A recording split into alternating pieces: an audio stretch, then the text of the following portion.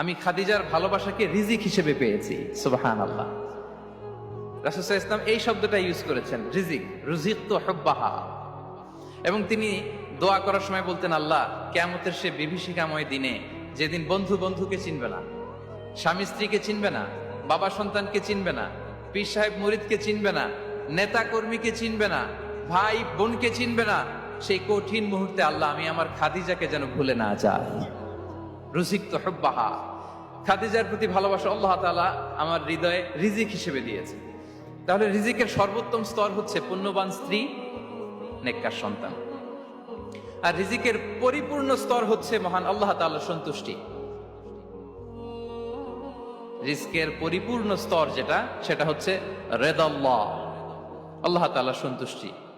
আমার আল্লাহ যদি আমার উপর সন্তুষ্ট হয়ে যায়, আমাদের আর কিছু লাগে? আর কিছু লাগবে?